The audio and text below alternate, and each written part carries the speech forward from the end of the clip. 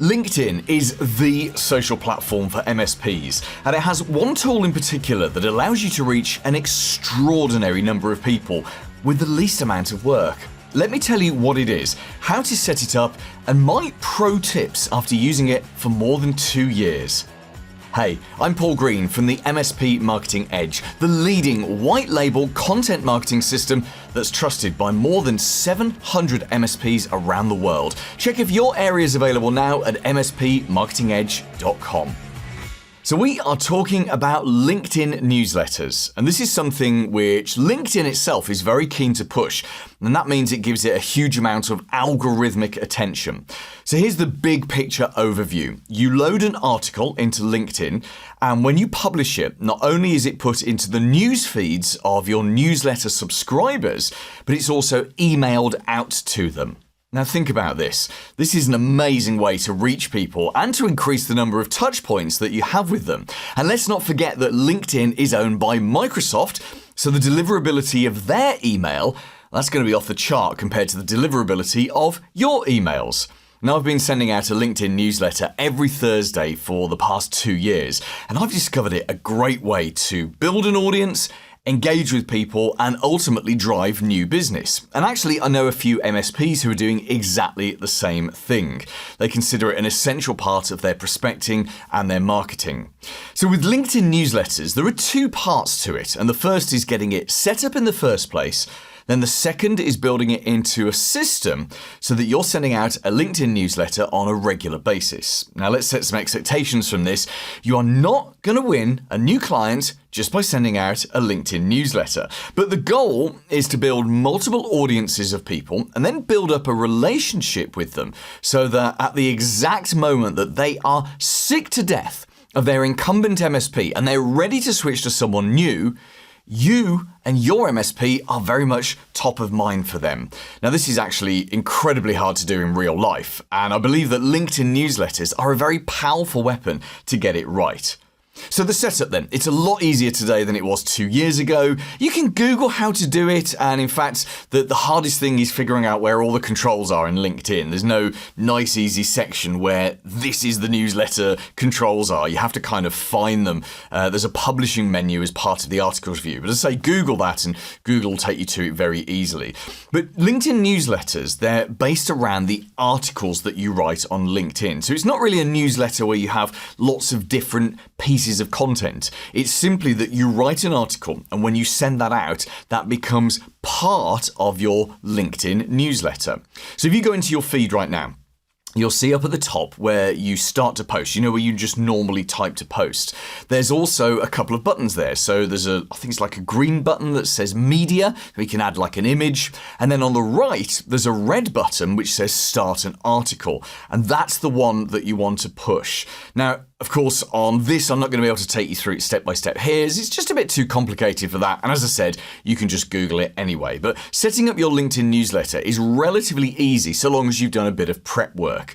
The first thing is to make sure that you have creator mode switched on in LinkedIn. Now, for years, creator mode has been an optional setting, and it's only been available to you if you have enough followers. I think it's like you need at least enough connections. You need 150 connections, and you need to be doing enough activity on the network. So like posting like once or twice a week or something. Now, at the moment, they aren't rolling it out for everyone. It's been in some kind of beta for a while.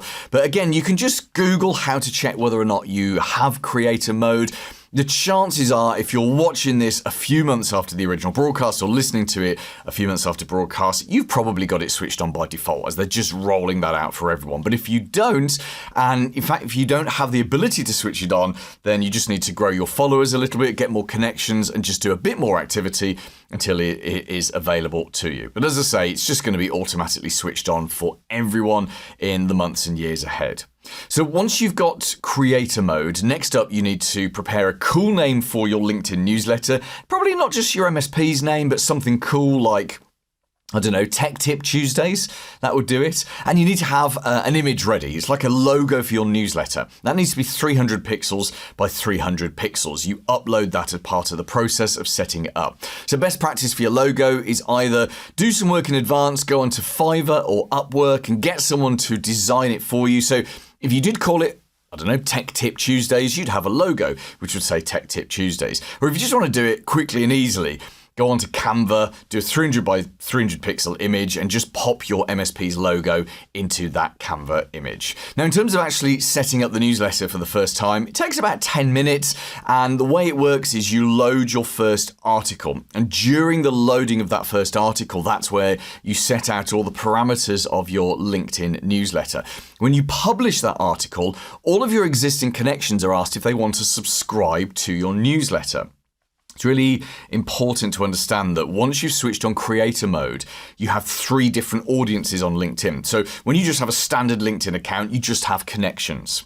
Once you've switched on LinkedIn creator mode, and as I say, this is going to be for everyone, you have your connections, you have your followers, and you have your LinkedIn newsletter subscribers. So your connections are people that you're directly connected to. Followers are people who are following your content because you're a creator now. And then you've got the subscribers to your newsletters. And of course, some people are going to be across all of these 3 audiences, but it is a bit of a shift for you in the way that you think about your LinkedIn connections. And of course, connections are still the most important things, but you do have a maximum. And I think off the top of my head, you've got a maximum of 10,000 connections on LinkedIn. It might be more than that. It might be 30,000 actually. I'm sure you can find that out on Google, but that's why they introduced followers.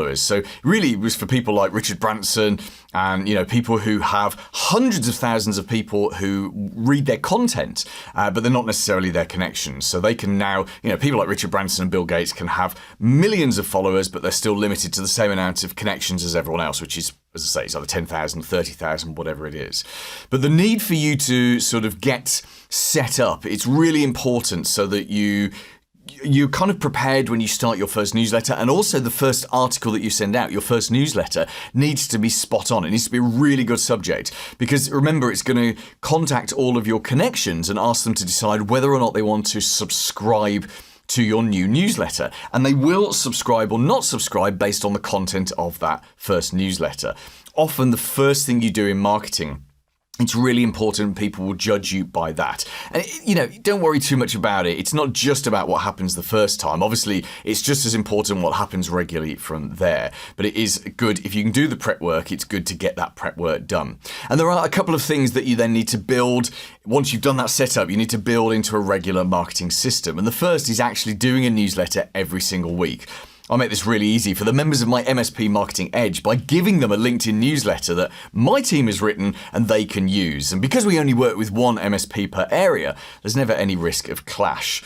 Now, if you're a prolific generator of content, you won't have an issue with this. But if you're not, and most MSPs aren't prolific creators of content, then you will need to find a way to remember to get this done, to have a system to create this content every week. And remember as well that ordinary business owners and managers, the people that you want to reach, they're not really interested in hardcore technology. So make it about the business of technology or increasing productivity or just making more profit, because everyone loves that.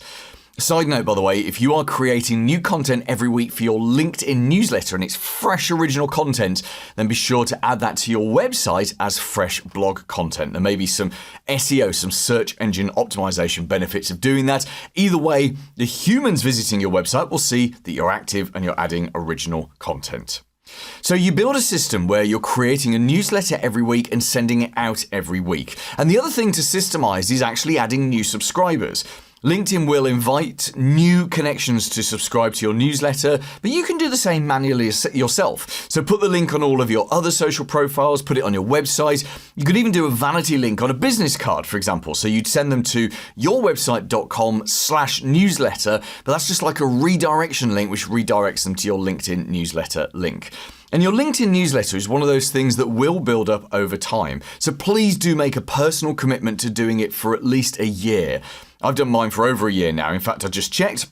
And I've done mine, as of today, for 121 Thursdays in a row. Isn't that cool? So it's become a habit, right? It's very much ingrained in my weekly schedule. I have a recurring note to think about it on Tuesday. And by the time I get to Thursday, which is when it's gone out, there's an idea in my head. It's formed into a blog article. I write something original every week. I put it on my website and I send it out every single Thursday. Or if I'm on a holiday, on a vacation, I write it and my team will send it out for me. Now, algorithmically, doing that every Thursday Thursday. For 121 Thursdays, there's got to be an advantage on LinkedIn, right? And now, after 2 years, I've got 3,500 subscribers. So it's a powerful way for me to reach another audience. Because remember, it's appearing in their newsfeed and LinkedIn is emailing out to them. It's amazing. What great touch points. So do you think this is something that you can get started with? Paul Green's MSP Marketing Edge.